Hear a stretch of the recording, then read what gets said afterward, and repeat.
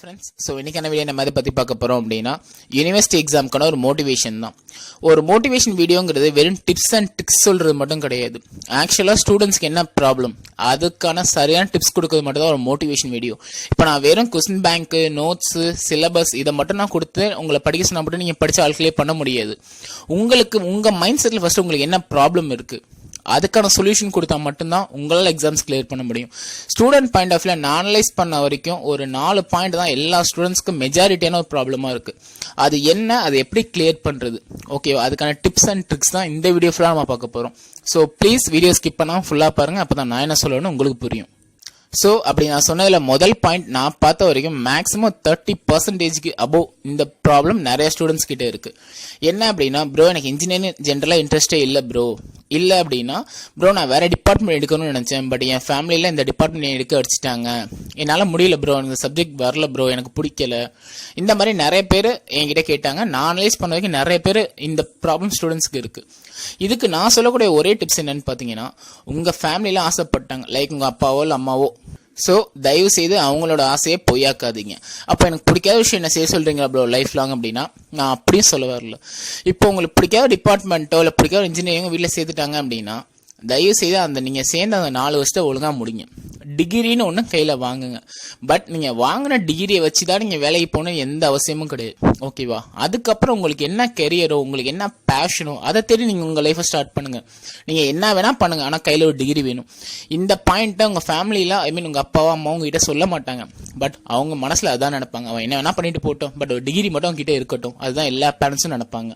So அவங்க ஆசையை தயவு செய்து கெடுக்காதீங்க. உங்கள்கிட்ட அவங்க எதிர்பார்க்குற ஒரே விஷயம் ஒரு டிகிரி. உங்களுக்கு வருதோ வரலையோ, பிடிக்குதோ பிடிக்கலையோ, ஓகேவா, தயவு செய்து உங்கள் மைண்ட் செட்டை மாற்றுங்க. இப்போ ஏன் இந்த இடத்துல நான் மைண்ட் செட்டுன்னு சொல்கிறேன் அப்படின்னா, ஒரு விஷயம் நமக்கு பிடிக்குது பிடிக்கல, அதை எதை டிசைட் பண்ணுன்னு பார்த்தீங்கன்னா நம்மளோட மைண்ட் செட்டு தான். நம்மளுக்கு ஒரு விஷயம் ஆரம்பத்திலே வேணாம், இது நல்லா இருக்காது, பிடிக்காது நம்ம மைண்டுக்கு போயிடுச்சுன்னா, நம்ம எவ்வளோதான் நம்மளை சமாதானப்படுத்தினாலும் அந்த ஒரு விஷயத்தை நம்ம மனசு ஏற்றுக்காது. அந்த மாதிரி தான் லைக் ஸ்டடீஸும். இது எனக்கு வராது, இது என்னால் முடியாதுன்னா அதுக்கான எஃபோர்ட் போட நீங்கள் குறைச்சிடுவீங்க. ஒருவேளை நீங்கள் எஃபோர்ட்டே போட்டாலுமே உங்கள் மைண்ட் செட் மாற்றாமல் நீங்கள் எஃபோர்ட் போட்டிங்கன்னா அது வேஸ்ட்டு, ஓகேவா. ஸோ நான் எப்போவும் சொல்கிறது தான், பேஷனுக்கும் ஸ்டடீஸ்க்கும் எந்த சம்மந்தமும் கிடையாது. அதை ஃபர்ஸ்ட் நல்லா புரிஞ்சுக்கோங்க. பெஸ்ட் எக்ஸாம்பிள் இந்த விஷயத்துக்கு நான் யாரை சொல்லணும் அப்படின்னு பார்த்தீங்கன்னா, கூகுள் சிஇஓ, ஓகேவா. அவர் படித்தது என்ன, இப்போ அவர் இருக்கிற போஸ்டிங் என்ன, ஓகேவா. இதை நான் எதுக்காக சொல்கிறேன் அப்படின்னா, அது அவர் ஒரு மோட்டிவேட்டராக எடுத்துக்கோங்க. என்ன வேணால் படிங்க, உங்களுக்கான பேஷனை நீங்கள் சூஸ் பண்ணுங்கள், ஓகேவா. ஸோ ஃபஸ்ட்டு ப்ராப்ளத்துக்கு நான் சொல்யூஷன் கொடுத்துட்டேன். செகண்ட், எல்லா ஸ்டூடெண்ட்ஸும் ஃபேஸ் பண்ண இன்னொரு ப்ராப்ளம் என்ன அப்படின்னா, ப்ரோ நான் எக்ஸாம் நல்லா தான் பண்ணுறேன், பட் ஆனால் நல்லா பண்ண பேப்பருக்கு எனக்கு அரியர் விழுது ப்ரோ. இதுதான் நிறைய ஸ்டூடெண்ட்ஸ், மோஸ்ட் ஆஃப் எல்லா ஸ்டூடெண்ட்ஸ் சொல்லக்கூடியது. இதுக்கு என்னோட டிப்ஸ் என்னன்னு பார்த்தீங்கன்னா, ஒன்ஸ் நீங்கள் எக்ஸாமை நீங்கள் நல்லா தான் பண்ணுறீங்க, ஆனாலும் யூனிவர்சிட்டியில் அரியர் போடுறாங்க அப்படின்னா தைரியமாக ரீவேல்யூஷன் அப்ளை பண்ணுங்கள். இல்லை ப்ரோ எனக்கு ரீவேல்யூஷன் அப்ளை பண்ணி பார்த்துறேன், எனக்கு அதுலேயுமே நோ சேஞ்ச் தான் ப்ரோ, அப்போ நான் என்ன பண்ணும், தைரியமாக 5000 ரூபா கட்டி சேலஞ்சுன்னு ஒரு ப்ராசஸ் இருக்குது, தைரியமாக பண்ணுங்கள். இது எப்பன்னு பார்த்தீங்கன்னா, உங்கள் பேப்பர் உங்களுக்கு நம்பிக்கை இருக்கும், நான் கரெக்டாக எழுதியிருக்கேன், யார் இருந்தாலும் நான் சொல்கிறேன் சார் கரெக்டு, நான் சொல்கிறேன் ப்ரோ ரைட்டு ப்ரோ அப்படிங்கிற தில் இருக்கிற ஸ்டூடெண்ட் தைரியமாக இந்த சேலஞ்ச் ப்ராசஸ் பண்ணுங்கள். 5000 ரூபா நீங்கள் அண்ணா யூனிவர்சிட்டி அக்கௌண்ட்டில் போடுற மாதிரி இருக்கும். ஆனால் யஷாதோட யூனிவர்சிட்டிஸும் 5000 ரூபா உங்கள் பேப்பரை 2 டைம் வேலிடேட் பண்ணுவாங்க, திருப்பி இன்னொரு டைம். அப்படி வேலிடேட் பண்ணுறப்போ அதில் நீங்கள் பாஸ் மார்க்கு உங்களுக்கு தகுதி இருந்து நீங்கள் அதில் பாஸ் ஆகிட்டீங்கன்னா, நீங்கள் கொடுக்குற அந்த 5000 அக்கௌண்ட் திருப்பி உங்கள் அக்கௌண்ட்டுக்கு ரீஃபண்ட் ஆகிடும் யூனிவர்சிட்டியிலேருந்து, ஓகேவா. இதுக்கு பேர் சேலஞ்ச் ப்ராசஸ். ஸோ தயவுசெய்து திருப்பி இனி யாரும் அதை சொல்லாதீங்க ப்ரோ நல்லா இருந்த பேப்பர் ஃபெயில் போடுறாங்கன்னு. ப்ரோ சான்ஸ் நிறைய இருக்குது, ஓகேவா. ரீவேல்யூஷன் போடுங்க, சேலஞ்ச் ப்ராசஸ் பண்ணுங்கள். நீங்கள் உங்கள் பேப்பர் கரெக்ட்னா நீங்கள் எங்கே வேணால் போய்ட்டு ப்ரூவ் பண்ண முடியும், ஓகேவா. ஸோ தயவுசெய்து அந்த 2வது ரீசன் என்கிட்ட சொல்லாதீங்க. 3rd ரீசன் எல்லாம் சொல்கிறது என்ன அப்படின்னு பார்த்தீங்கன்னா, ப்ரோ நான் ஆல்ரெடி நிறைய அரியர் வச்சுட்டேன், ஆல்ரெடி இந்த ரெகுலேஷன் ப்ராப்ளம் வேறு இருக்குது, ஆல்ரெடி இப்போ நான் 10 அரியர் வச்சிருக்கேன், ஃபர்ஸ்ட் செம்லேயே எனக்கு 4 அரியர் இருக்குது ப்ரோ, என்னால் எப்படியும் ஃபைனல் இயர் போக முடியாது, இல்லை 3rd இயர் போக முடியாது ப்ரோ, இதுக்கப்புறம் நான் படித்து என்ன ப்ரோ பண்ண போகிறேன், ஓகேவா. இந்த மைண்ட் செட் நான் பார்த்து 60% ஸ்டூடெண்ட், குறிப்பாக இப்போ ரெகுலேஷனில் இருக்க எல்லா ஸ்டூடெண்ட்டுக்குமே இந்த ப்ராப்ளம் இருக்குது. இந்த ப்ராப்ளத்துக்கு நான் சொல்ல வர ஒரு சொல்யூஷன் என்னன்னு பார்த்தீங்கன்னா, இருக்கிற அரியரை தயவு செய்து கவலைப்படாதீங்க. என்ன ப்ரோ ஒரே விஷயம் சொல்லிட்டீங்க, அரியர் கவலைப்படாதீங்க அப்படின்னா, ஃபஸ்ட்டு என்ன பண்ணுங்கள், கரண்ட்டை கிளியர் பண்ணுங்கள், ஓகேவா. இப்போது ஃபார் எக்ஸாம்பிள் நீங்கள் வந்து 4th செம்மில் இருக்கீங்க, ஓகேவா, எக்ஸாம்பிள் சொல்கிறேன். இப்போது நீங்கள் 2018 பேட்ச்லேயோ இல்லை 17 பேட்ச்லேயோ வந்திருக்கீங்க அப்படின்னா உங்களால் 7th செம் தான் போக முடியாது, கரெக்டா? அப்போ முதல்ல 4th செமஸ்டர் கிளியர் பண்ணுங்க. அடுத்து 5th செமஸ்டர் போவீங்கல்ல, 5th செமஸ்டர் போறப்ப உங்களுக்கு மீன் டைம் நிறைய இருக்கும். அப்போ 5th செமஸ்டருக்குள்ளதையும் படிங்க, அரியரையும் படிக்க ஸ்டார்ட் பண்ணுங்க. எப்போதுமே அரியரையும் ரெகுலரையும் கம்பைன் பண்றப்போ டைம் டேபிள முதல்ல அனலைஸ் பண்ணணும். ஏன் அப்படின்னா எக்ஸாம் எப்படி போட்டிருக்காங்க, காலையில மதியானம் வந்திருக்கா, இல்ல கேப் இருக்கா, அப்ப இந்த கேப்ல எப்படி படிக்கலாம். நல்லா புரிஞ்சுக்கோங்க, எல்லாத்துக்குமே நம்ம மைண்ட் செட்டு தான். ஒன்ஸ் நீங்க படிக்கணும் அப்படின்னு உட்காந்துட்டீங்கன்னா நீங்க படிங்க. ஒரு நாள் ஃபுல்லாலும் உங்களை படிக்க சொல்லல. ஏன்னா 1 மணி நேரம் படிச்சு எஸ் கிரேடே எடுக்க முடியும், 5 மணி நேரம் படிச்சு யூவும் எடுக்க முடியும். ஓகேவா?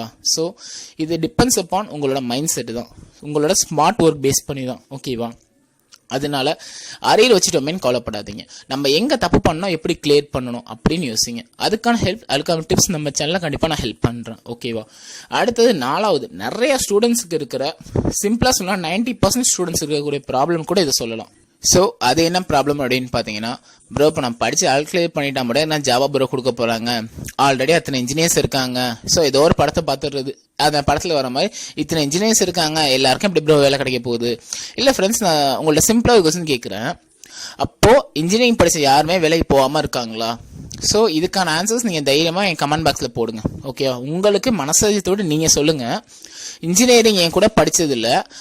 ஃபர்ஸ்ட் அதே மாதிரி இன்னொரு தப்பு என்ன அப்படின்னா, நம்ம சரௌண்டிங்ஸ், ஒரு கிணத்து தவளை கதை கேள்விப்பட்டிருப்பீங்க எல்லாரும்.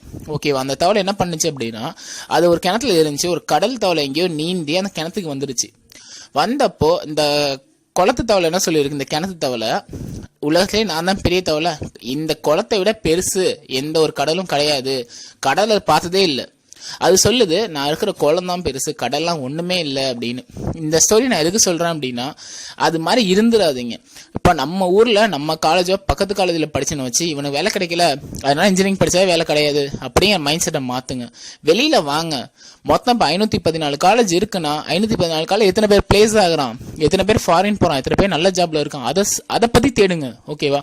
உங்களோட தேடல் ஓகேவா கிணத்து தவளையா இருக்கக்கூடாது, கடல் தவளையா இருக்கணும். அந்த கடல் தவளை என்ன பண்ணுச்சு, கடல்ல வந்து மட்டும் இல்லாம குளத்திலேயே வந்து நாலேஜ் அப்டேட் பண்ணிக்கணும் வந்துச்சு. பட் அங்க வந்ததுக்கு அப்புறம் தான் அந்த கடல் தவளைக்கு தெரியும் நம்ம அப்டேட்டடா இருக்கோம், இவன் அப்டேட்னா என்னன்னே தெரியாம இருக்கான் அப்படின்னு.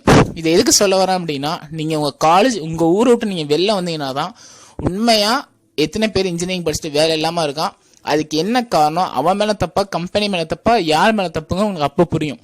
ஓகேவா? ஸோ அதை நல்லா புரிஞ்சுக்கோங்க. நான் திருப்பியும் சொல்றேன் ஃப்ரெண்ட்ஸ், இன்ஜினியரிங் படிச்சா வேலை இல்லைங்கெல்லாம் முட்டாள்தனம், வேலை கம்மியா இருக்கும். ஓகேவா?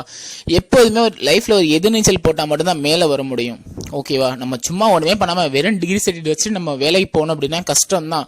அப்ப நம்ம என்ன பண்ணணும், நல்லா புரிஞ்சுக்கோங்க. நமக்கு ஒரு விஷயம் வேணும்னா என்ன பண்ணா அந்த விஷயம் கிடைக்கும், அதுக்கு தகுந்த மாதிரி ஓட ஆரம்பிச்சிடணும் லைஃப்ல. இப்போ எக்ஸாக்டா சொல்ல, இன்ஜினியரிங் ஸ்டூடெண்ட்ஸோட லைஃப் இப்போ அப்படிதான். நாமளும் டிகிரி படிச்சிருக்கீங்க, சைடில் 2 கோர்ஸ் பண்ணியிருக்கீங்க, இன்னும் 2-3 இன்ஸ்டிடியூஷன்ல போயிட்டு அடிஷனல் கோர்ஸ் பண்ணியிருக்கீங்க, அப்ரெண்டிஸ் பண்ணியிருக்கீங்க, ஓகேவா, இன்டர்ன்ஷிப் அட்டன் பண்ணியிருக்கீங்க. இப்படி ஒரு ஸ்டூடெண்ட் ஃபார் எக்ஸாம்பிள் ஏபினே வச்சுங்களேன். இப்போ ஏங்கிற ஸ்டூடெண்ட் வெறும் இன்ஜினியரிங் மட்டும் படிச்சிருக்காரு, நீங்க ஒரு கம்பெனியை ரன் பண்றீங்க. ஏங்கிறவர் இன்ஜினியரிங் மட்டும் படிச்சிருக்காரு, பிங்கிறவர் இன்டர்ன்ஷிப் அட்டன் பண்ணியிருக்காரு, 3 அடிஷனல் கோர்ஸ் பண்ணியிருக்காரு, சிம்போசியம் அட்டன் பண்ணியிருக்காரு, ஒர்க் ஷாப் அட்டன் பண்ணியிருக்காரு. ஓகேவா? தென் காலேஜில் நடக்கக்கூடிய சிம்போசியத்தை கோஆர்டினேட் பண்ணியிருக்காரு. இப்போ ஒரு இண்டஸ்ட்ரி நீங்க எடுக்கிறீங்கன்னா நீங்க எந்த மாதிரி ஆள் எடுப்பீங்க, சம்பளம் நார்மலா கொடுக்கணும், எல்லா வேலையும் அவனுக்கு தெரியணும், அவன் 4 பேர் வச்சு வேலை வாங்கணும் சூப்பர்வைசரா, இப்படிதான் நினைப்பீங்க. அப்போ வெறும் இன்ஜினியரிங் படிச்ச நீங்க அந்த பையன் எடுப்பீங்களா, இல்ல ஆல்ரெடி நம்ம சிம்போசியம்லாம் நடத்தி ஒரு கோஆர்டினேட் பண்ணி ஒரு 10 பசங்களை விட்டாலும் அவரால் அது கோஆர்டினேட் பண்ணி அந்த வேலையை வாங்க முடியும் அப்படிங்கிறத நீங்க எடுப்பீங்களா? அப்போ இண்டஸ்ட்ரி பாயிண்ட் ஆஃப் வியூ நீங்க என்னைக்கு பாக்குறீங்களோ அப்பதான் அதுக்கு தகுந்த மாதிரி உங்களை அப்டேட் பண்ணிப்பீங்க.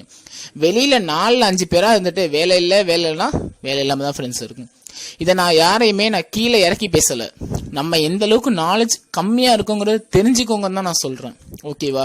தயவு செய்து இவர் சொல்றாரு, பக்கத்துல அண்ணா சொல்றாரு, 8th விட்டு அண்ணன் சொல்றாரு, என் மாமா சொல்றேன், என் சித்தப்பா சொல்றான், தயவு செய்து சொல்லாதீங்க. அப்போ அது இல்ல அப்படின்னா அந்த நாலேஜ் அவங்களும் லேங்கா இருக்காங்கன்னு தான் அர்த்தம். உங்களுக்கு கைட் பண்ற ஆளே சரியில்லைன்னு அர்த்தம். அப்படின்னா இன்ஜினியரிங் படிச்சா வேலை கிடையாது, அப்படியெல்லாம் கிடையாது. எத்தனையோ எக்ஸாம்ஸ் இருக்கு. ஃபார் எக்ஸாம்பிள் இன்ஜினியரிங் ஸ்டூடெண்ட்கான ஒரு பெஸ்ட் எக்ஸாம் என்னன்னா கேட் எக்ஸாம்.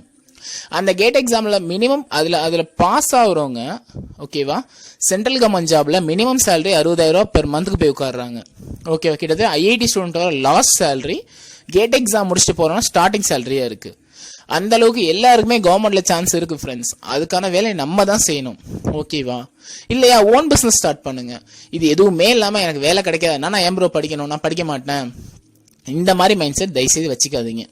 ஸோ நான் அனலைஸ் பண்ண வரைக்கும் இந்த 4 ப்ராப்ளம் தான் எல்லா ஸ்டூடெண்ட் லைஃப்லையும் இருக்கு. இப்போ இந்த ப்ராப்ளம் ஏன் ப்ரோ சொல்றீங்க, அதுக்கான சொல்யூஷனே சொல்லலை.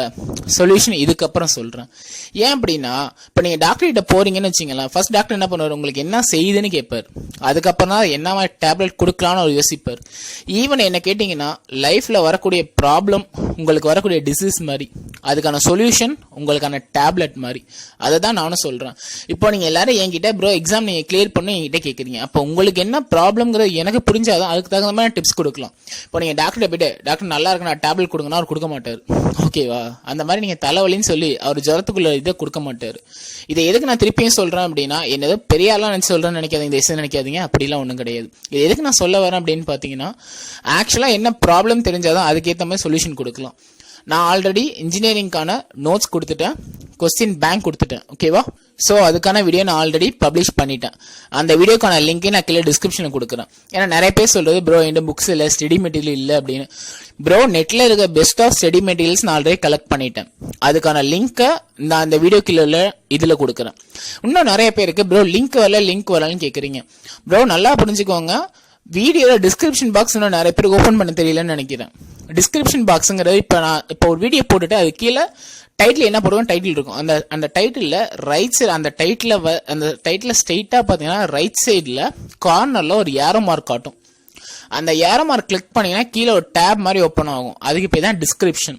ஐம் சாரி, நிறைய பேருக்கு இது தெரியும். ஏன்னா என் சேனலில் நிறைய பேர் கமெண்ட் பண்ணியிருந்தீங்க, ப்ரோ எனக்கு டிஸ்கிரிப்ஷன் லிங்கே தர மாட்டீங்க ப்ரோ அப்படின்னு. லிங்க் டிஸ்கிரிப்ஷனில் இருக்குது. ஸோ அதை கிளிக் பண்ணி பாருங்க. தென் அதில் அந்த நீங்கள் கேட்ட மாதிரி அந்த 2 வீடியோக்கான இம்பார்ட்டன்ட் லிங்க் நான் கொடுத்துருக்கேன். ஸோ இது வரைக்கும் ஸ்டூடெண்ட்டுக்கான என்ன ப்ராப்ளம் அப்படிங்கிறது நான் சொல்லிட்டேன். இதுக்கப்புறம் சொல்யூஷன் பற்றி தான் ஃபுல்லாக பார்க்க போகிறோம். சொல்யூஷன் பொறுத்தளவு ரொம்ப ஈஸி ஃப்ரெண்ட்ஸ், ஒரு 4 பாயிண்ட் தான். ஸோ அந்த 4 சொல்யூஷன் என்ன அப்படின்னா, முடிஞ்சது எல்லாம் முடியட்டும். ஃபர்ஸ்ட் பாயிண்ட் என்ன பண்ணுங்க அப்படின்னா, உங்களுக்கு எத்தனை பேப்பர் அரியர் கரண்ட்ல இருக்கு அதை முதல்ல கால்குலேட் பண்ணுங்க. செகண்ட், அதுல எத்தனை தியரி பேப்பர் எத்தனை ப்ராப்ளமேட்டிக் பேப்பர் அதை ஐடென்டிஃபை பண்ணுங்க. தேர்ட், எக்ஸாம் ஷெட்யூலுக்கு வெயிட் பண்ணுங்க.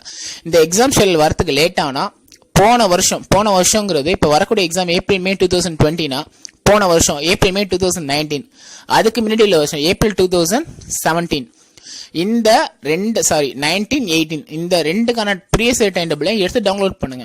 நான் எதுக்கு அந்த டைம் டேபிள் டவுன்லோட் பண்ண சொல்றேன் அப்படின்னா, அப்ராக்சிமேட்டிவா டேட் தெரிஞ்சிடும். அப்போ இந்த டேட்ல இருந்து இந்த டேட்குள்ள தான் நம்ம டிபார்ட்மெண்ட்டுக்கான எக்ஸாம் நடக்குது அப்படின்னு. ஸோ அதுக்கு தகுந்த மாதிரி பிளான் பண்ணுங்க. மேபி இந்த டைம் மாறலாம், பட் பெரிய அளவுக்கு டிபேட் ஆகுது டைம் டேபிள்ல. ஓகேவா? டேட் என்ன 1 or 2 days பின்னாடி போகலாம், பட் மேக்ஸிமம் டேட் தாண்டாது. அப்படிங்கிறப்போ ஒரு அப்ராக்சிமேட் டேட் எடுங்க. ஃபார் எக்ஸாம்பிள் என்ன அப்படின்னு பாத்தீங்கன்னா, ஏப்ரல் 20லேருந்து மே 10க்குள்ள நம்ம டிபார்ட்மெண்ட் எல்லா எக்ஸாம் முடிஞ்சிடும். அப்போ அதுக்கு தகுந்த மாதிரி உங்களுக்கு இருக்கிற அரியரை ஷெட்யூல் பண்ணுங்க. நான் ஏன் தியரி பேப்பர் தனியாக ப்ராப்ளமேட்டிக் பேப்பர் தனியாக பிரிக்க சொல்றேன் அப்படின்னா, நிறைய பேர் தியரி பேப்பர்ல ஸ்ட்ராங்கா இருப்பீங்க, உங்க அலட்சியனால தான் எக்ஸாம் விட்டுருப்பீங்க. இன்னும் நிறைய பேர் ப்ராப்ளமேட்டிக் என்னக்கு தான் தரவா அடிப்பீங்க, பட் உங்களுக்கு தியரி எழுத தெரியாது. ஏன் இதை நான் சொல்றேன்னா, நான் நிறைய பேர் நான் லைவா பார்த்துருக்கேன் ஃப்ரெண்ட்ஸ் இந்த ப்ராப்ளத்தை, அதனால சொல்றேன். அப்போ நீங்க எதுல ஸ்ட்ராங்குங்கிற முதல்ல நீங்க ஐடென்டிஃபை பண்ணுங்க. அப்ப இதுல நான் ஸ்ட்ராங்கா இருக்கேன் அப்படின்னா, அதுல நீங்க அரியர் வச்சிருக்கீங்க அப்படின்னா அந்த பேப்பரை முதல்ல படிக்காதீங்க. என்ன ப்ரோ முதல்ல எல்லாரும் இருக்கிறத முதல்ல கிளியர் பண்ணுன்னு சொல்லுவாங்க, நீங்க ஏன் ப்ரோ தூக்க வேணாம்னு சொல்றீங்க அப்படின்னா, உங்களுக்கு உங்க மேல நம்பிக்கை இருக்கு, நீங்க தூக்கிடுவோம்னா அந்த பேப்பர் நீங்க எண்ணி கொடுத்தாலும் தூக்கிடுவீங்க. ஓகேவா? அப்போ நீங்க எதுல வீக்கா இருக்கீங்களோ அதை முதல்ல ஸ்டார்ட் பண்ணுங்க. ஈவன் அது தியரியா இருக்கலாம், ப்ராப்ளமா இருக்கலாம். ஸோ கரண்ட்ல மொத்தம் எத்தனை செமஸ்டர்? இப்போ ரெகுலேஷன் 13 இருந்தால் 6 பேப்பர் இருக்கும் தியரி. தென் ரெகுலேஷன் 17 இருந்தால் 5 பேப்பர் இருக்கும். அப்போ இந்த 5 பேப்பரில் நம்ம எதெல்லாம் நம்ம தெளிவாக இருக்கும், இதில் நம்ம வீக்காக இருக்கும். அப்போ வீக்காக இருக்க சப்ஜெக்ட் தனியாக ரவுண்ட் பண்ணுங்க. போன வருஷம் அதுக்கு முன்னாடி வருஷம் இருக்க டைம் டேபிள் பார்க்குறப்போ அந்த எக்ஸாம் என்னைக்கு வந்திருக்கு, அன்னைக்கு மதியானமே நம்மளுக்கு இருக்க அரியர் எக்ஸாம்ஸ் ஏதாவது வருமா, அதுக்கான சான்சஸ் இருக்கா, அப்போ வந்தால் எப்படி பண்ணலாம், எவ்வளோ நாள் லீவ் வரும். மேக்ஸிமம் இந்த வருஷம் என் கெஸிங் படி ஒரு எக்ஸாமுக்கு இன்னொரு எக்ஸாமுக்கான கேப் ரொம்ப மினிமமாக இருக்கும். ஃபார் எக்ஸாம்பிள் 1 நாள் தான் லீவ் இருக்கும். ஓகேவா? ஏன்னா ஏப்ரல் மே 2020 பொறுத்த அளவுக்கு மேக்ஸிமம் எக்ஸாம்ஸ் அந்த 1 மாசத்துல முடிக்கணும் தான் பார்ப்பாங்க. ஓகேவா? அதனால மேக்ஸிமம் நான் என் கெஸ் படி ரொம்ப டைட்டாகவும் டெண்டபிளாக தான் வரும். டைட்டுன்னு சொல்லக்கூடியது அதிகமாக லீவ் இருக்காது எக்ஸாம்ஸ்க்கு. ஓகேவா? அப்படின்னு தான் ரொம்ப சந்தோஷம் எனக்கும். இப்படிங்கிறப்போ நம்ம அதுக்கு தகுந்த மாதிரி எப்படி பிளான் பண்ணுறது, எப்படி படிக்க ஆரம்பிக்கிறது. உங்களுக்கு ஆல்ரெடி சொன்ன மாதிரி நோட்ஸ் கொடுத்துட்டேன், கொஸ்டின் பேங்க் கொடுத்துட்டேன், எப்படி படிக்கணும்னு டிப்ஸ் சொல்லிட்டேன். அதை 3 வீடியோ யாரும் இன்னும் பார்க்கலன்னா அந்த 3 வீடியோக்கான லிங்க்கை நான் டிஸ்கிரிப்ஷனில் தரேன்னு சொல்லிட்டேன். இன்னும் நான் உங்களுக்கு தரேன்னு சொல்லி தராமல் இருக்க ஒரே விஷயம், இம்பார்ட்டன்ட் கொஸ்டின். இந்த இம்பார்ட்டன்ட் கொஸ்டின் ரெடி ஆகிட்டே இருக்குது ஃப்ரெண்ட்ஸ். ஸோ மார்ச் மாதத்தில் அது உங்களுக்கு அப்டேட் ஆக ஆரம்பிச்சிடும். ஓகேவா? உங்களோட வேலை என்ன அப்படின்னா, நம்ம மாதிரி இன்ஜினியரிங் வந்தாச்சு, தூக்கிட்டு தான் வெளில போகணும் நம்ம அப்பா அம்மா ஆசைக்காக. ஓகேவா? நமக்கு பிடிக்கல, நமக்கு கண்டிப்பாக வாழ்க்கையில் டிகிரி வேணும். இதை நீங்கள் எல்லாருமே ஒத்துக்கணும் ஃப்ரெண்ட்ஸ். பிடிக்கல அதெல்லாம் இல்லை, லைஃப்பில் டிகிரி வேணும். டிகிரிலாம் நம்ம யாரும் மதிக்க மாட்டாங்க, இதை நீங்கள் ஒத்துக்கிட்டு தான் ஆகணும். ஓகேவா? நீங்கள் லைஃப்பில் நீங்கள் எவ்வளோ பேர் லெஜெண்டாக ஆனாலுமே நிறைய லெஜெண்ட் இப்போ என்ன பண்ணுறாங்க, அவங்க எக்ஸாம்பிள் டிகிரி வாங்குறாங்க. ஓகேவா? நல்ல வழியில் இருக்கட்டும், தப்பான வழியிலையா இருக்கட்டும், ஆனால் அவங்க பேருக்கு முன்னாடி டிகிரி அவங்களுக்கு தேவைப்படுது. இதை நீங்களும் எடுத்துங்க. நீங்களும் லைஃப்பில் நாளைக்கு ஒரு பெரிய ஆளாக வரலாம் உங்களோட பேஷன் நினச்சி ஓடுறப்ப. ஆனாலுமே அப்பயுமே உங்களுக்கு ஒரு டிகிரி வேணும். ஓகேவா? அதை புரிஞ்சுக்கோங்க. ஸோ அதுக்கு தகுந்த மாதிரி உங்கள் லைஃப்பை ஸ்டார்ட் பண்ணுங்கள் ஃப்ரெண்ட்ஸ். ஓகே ஃப்ரெண்ட்ஸ், ஸோ இந்த வீடியோ நான் என்ன சொல்ல வரணும்னு நினச்சேன் எல்லாத்தையுமே சொல்லிட்டேன். இந்த வீடியோ நான் யாருமே ஹர்ட் பண்ணுறதுக்கோ கஷ்டப்படுறதுக்கோ நான் சொல்லவில்லை ஃப்ரெண்ட்ஸ். ஓகேவா? நான் ஃபேஸ் பண்ணி என் லைஃப் மட்டும் இல்லாமல் என் ஃப்ரெண்ட்ஸ் லைஃப், ஸோ இந்த சர்க்கிள் நான் பார்த்த வரைக்கும் நிறைய பேருக்கு இருக்கிற காமன் ப்ராப்ளம் இதுதான். இப்போ நான் எல்லாரையும் மாதிரி நானும் மோட்டிவேஷன் சொல்லிட்டு இது பண்ணாதீங்க அது பண்ணாதீங்க அப்படின்னு ஈஸியாக சொல்லிட்டு போக முடியும். பட் அப்படி சொல்றதுல எந்த ஒரு யூஸ்மே கிடையாது. எனக்கு தெரிஞ்ச வரைக்கும் உங்களோட மேக்ஸிமம் ப்ராப்ளம் நான் சொல்லிட்டேன். ஓகேவா? இதை தாண்டி ஒரு பெரிய ப்ராப்ளம் இருக்கு. என்ன அப்படின்னா அலட்சியம். நம்ம இஷ்டது உட்காரு, இதுதானே பார்த்துக்கலாம் அதுதானே பார்த்துக்கலாம். மேபி நீங்கள் கிளியர் பண்ணிட்டீங்க, ஆனால் உங்களால் நல்ல சிஜிபி எடுக்க முடியாது. ஸோ மேக்ஸிமம் இந்த அலட்சியத்தை விடுங்க ஃப்ரெண்ட்ஸ். இருக்கிற டைமில் நல்லபடியாக டிகிரியை முடிச்சுட்டு போங்க. All the best guys.